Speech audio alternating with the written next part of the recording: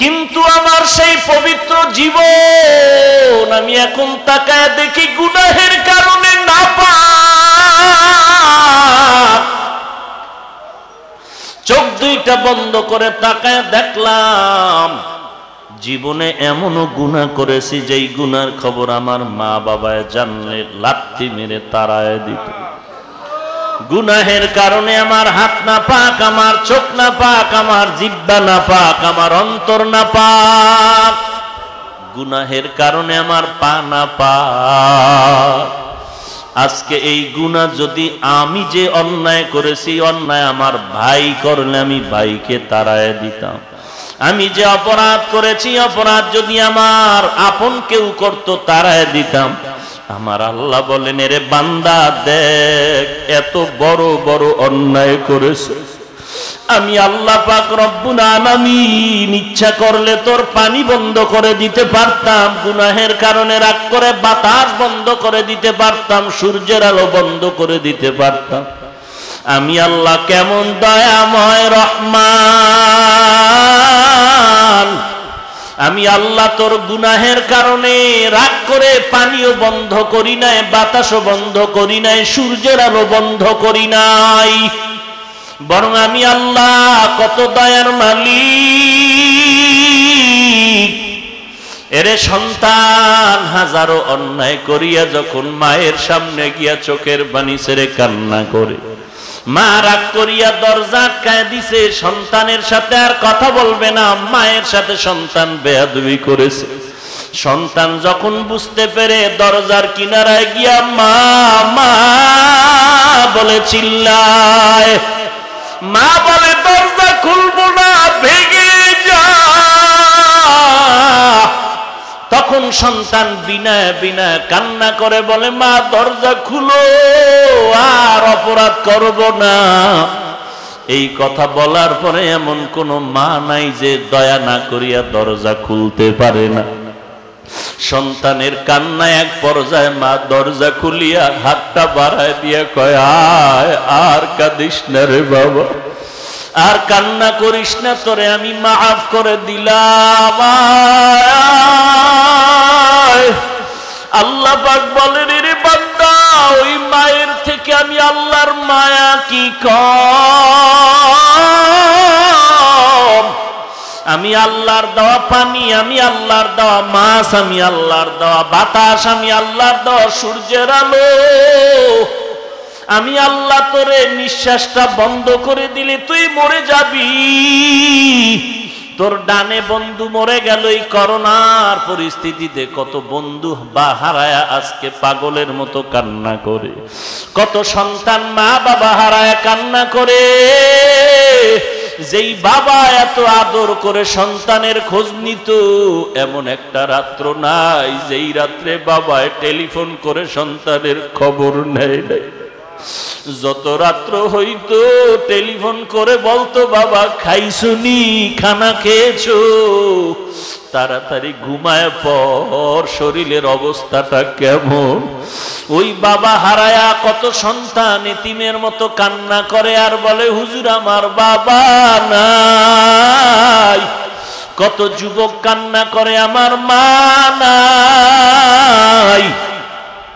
অন্ধকার কবরে আমি নিজ হাতে কবর খনন করিয়া বাবার লাশটা কবরে দাফন করে রেখেছি। আবার কত মা বাবা সন্তান হারায় কান্না করে, আমার সন্তান নাই। আল্লাহ বলেন, রে গোলাম আমি আল্লাহ এত অন্যায় তুই করেছো, তারপর আমি আল্লাহ রাগ করিয়া তোরে এখনো দুনিয়া থেকে নেই নাই। এই মুসিবত দিয়া তোরে নতুন করে তওবার সুযোগ দিলাম। এরে বান্দা পাহাড় সম পরিমাণও যদি গুনাহ করো তওবা কর। তোরে এলাকার মানুষ চেয়ারম্যান বলে ডাকে, সম্মান করে মিম্বর বলে ডাকে। এলাকার মানুষ সম্মানের সাথে বলে হাজী সাহেব, এলাকার মানুষ সম্মান করে হাফেজ সাহেব বলে ডাকে, মাওলানা সাহেব বলে ডাকে, মুহাদ্দিস সাহেব বলে ডাকে, ইমাম সাহেব বলে ডাকে, বক্তা সাহেব বলে ডাকে। কিন্তু একবারও কি তুই চোখ দুইটা বন্ধ করে দেখছো নাকি আমি আল্লাহর কাছে তুই কি পরিমাণ সম্মানিত হতে পেরেছ? এলাকার মানুষ যদি তোরে এত সম্মান করে চেয়ার আগায় দেয়, সবাই দেখলেই সালাম দেয়, দাঁড়ায় যায়, চেয়ার আগায় দেয়, কিন্তু আমি আল্লাহ তো জানি তুই কি পরিমাণ অপরাধ করেছ আমি আল্লাহর কাছে। আমি আল্লাহ জানি তোর চোখ, তোর হাত, তোর অন্তরের কি হালাত। আমি আল্লাহর সাথে তুই এত নাফরমানি করেছ, আমি আল্লাহ যদি একটু রাগ করতাম, আমি আল্লাহ তোর ঘুমের ঘরে তোর জীবনটারে নিয়ে যাইতাম। আমি আল্লাহ এত অপরাধের পরেও তোর উপরে রাগ করি নাই, বরং আমি আল্লাহ প্রথম আসমানে এসে তোরে ডাকি, প্রথম আসমানে এসে তোরে ডাক দেই, আর কত ঘুমাবি, একটু সজাগ হয়ে যা। অতি গভীর হয় রজনী যখন, নীরবের প্রভুর নাম জপিও তখন। প্রভুর করুণা যদি পাইবারে চাও, গভীর রাতে উঠে প্রভুর গুণগান গাও। আমি আল্লাহ তোকে এবার তালাশ করার জন্য কাছে এসে গেলাম। তুই 24টা ঘন্টা তালাশ করো আমার আল্লাহ কোথায়। তুই ডানে খুঁজো, বাতাসের দিকে খুঁজো, আসমানের দিকে তাকায় আল্লাহর তালাশ করো। এরে বান্দা, রাতের গভীর যখন হয়ে যায়, ভোর রাত্রে আমি আল্লাহ নিজে তোকে খোঁজ নেওয়ার জন্য প্রথম আসমানে হাজির হয়ে যাই। ওই সময়ে যদি সব ঘুমায় গেছে, নীরব, তুই যদি মোহব্বতে ওযু করিয়া যায় নামাজে বসিয়া একবার আল্লাহ বলে ডাক দাও আর চোখের পানিটা ফেলে দাও। আমি আল্লাহর জাতের উপরে কসম খেয়ে বলছি রে বাবা, যখন তুমি আল্লাহকে বলে আল্লাহ বলে ডাক দিবা, আমার আল্লাহ বলেন বান্দা তোর চোখের পানিটা গালের নিচে গড়ায়া যাওয়ার আগে তোর জীবনের সব গুনাহগুলো মাফ করে দিব।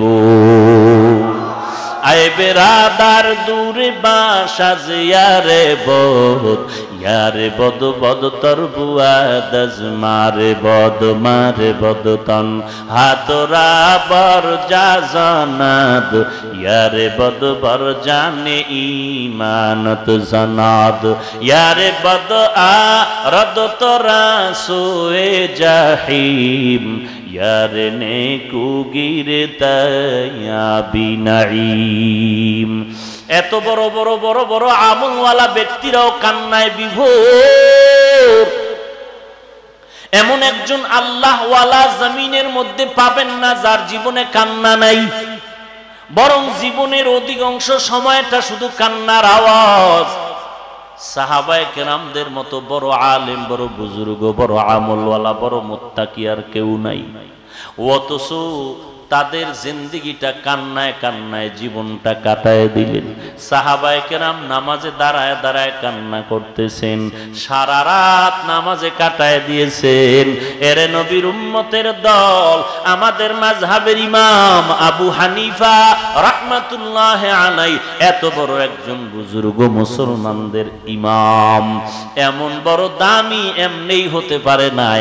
টাকাওয়ালার কারণে দাম না, এই জমিনে বড় বাড়ি, এই জন্য মানুষ সম্মান করে। এই এলাকায় বাড়ি আছে 5টা, এই জন্য মানুষ অনেক সম্মান করে। কেন বলে বাড়িওয়ালা, গাড়িওয়ালা সম্মান, টাকাওয়ালা সম্মান, অথচ খাজা মঈনুদ্দিনের এত দাম কেন? ওই আবু হানিফার এত দাম কেন? এত সম্মান কেন? টাকাওয়ালা না, না বাড়িওয়ালা না, গাড়িওয়ালা না, এরা তাকওয়াওয়ালা, তাকওয়াওয়ালা, এরা আল্লাহওয়ালা। বলে কেমন? এক রমজান মাসের মধ্যে ইমামে আজম আবু হানিফা আল্লাহর কোরআন 62 বার খতম করতে। লাকাদ জানাল বিলাদা ওয়া মান আলাইহা ইমামুল মুসলিমিনা আবু হানিফা, আবু হানিফা বুদ ইমামে বাসফা আসরাজে উম্মতানে মুস্তফা। আল্লাহর নবী বলেন, ক্বালান নবী সাল্লাল্লাহু আলাইহি ওয়া আলিহি ওয়া সাল্লাম, কুল্লু উম্মতি ইয়াদখুলুনাল জান্নাতা ইল্লা মান আবা, সমস্ত উম্মতেরা জান্নাতে যাবে যারা আমি নবীকে মানে না তারা ব্যতীত। ইল্লা মান আবা, সাহাবায়ে কেরামদের মধ্যে কেউ বললেন, ও পয়গম্বর, কে আপনাকে মানে না? ক্বালা, নবীজি বললেন, মান আতাআনি দাখালাল জান্নাহ, যারা আমার অনুসরণ করে, অনুকরণ করে, আমাকে মানে তারা জান্নাতে যাবে। ওমান আসানি ফাকাদ আবা, যারা আমার অনুসরণ করে না, বৃদ্ধাঙ্গুলি প্রদর্শন করে, আমার বিরোধিতা করে, আমি নবীর সুন্নতের আদর্শের বিরোধিতা করে, এরা আমাকে মানে না, আমাকে অস্বীকার করার কারণে তারা জান্নাতে যাবে না। এই জমিনে কোন উম্মত জান্নাতে যাবে, কোন উম্মত জান্নাতে যাবে না, কোন আশিকে রাসূল জান্নাতে যাবে আর কোন আশিকে রাসূল জান্নাতে যাবে না, আমি হাফিজুর রহমান বলার দরকার নাই, পয়গম্বর বলে দিয়েছেন। যারা নবীকে মানে তারা জান্নাত পাবে, যারা নবী মানে না তারা জান্নাত পাবে না। অতএব এখন যারা নবী মানবে তারা জান্নাত পাবে, যারা নবী মানবে না তারা জান্নাত পাবে না। নবীকে কেমনে মানবো? একজনকে দেখলে তো দেখা দেখা মানা যায়, নবী তো নাই, আমরা এখন কেমনে নবীরে মানবো? আল্লাহর নবী বলেন, মানার জন্য দুইটা রাস্তা রেখে গেলাম। একটা রাস্তা হলো নায়েবে নবী, আমার ওয়ারিস যারা আছে, ওয়ারাসাতুল আম্বিয়া, উলামায়ে কেরাম, এদেরকে মানো। আর এদেরকে মানার আদর্শ হলো সুন্নতে রাসূল। আমার সুন্নত রেখে গেলাম, ওই সুন্নতের আমল করো, তাহলে আমি নবীকেই মানা হয়ে যাবে। আমি নবীর সুন্নতের আদর্শ এমন কোথাও নাই যেখানে গিয়ে তুমি পাইবা না। মাথার চুলগুলো কিভাবে কাটবা রাখবা সেখানেও নবীর সুন্নাত, মানলে নবী মানা হবে, যদি মানো না তো নবী মানা হবে না, জান্নাতও পাওয়া যাবে না। আঙ্গুলের নখগুলো কিভাবে কাটবা সেখানেও নবীর সুন্নাত, যারা মানবে তারা নবী মানবে, যারা মানবে না তারা নবী মানবে না। পোশাকের মধ্যে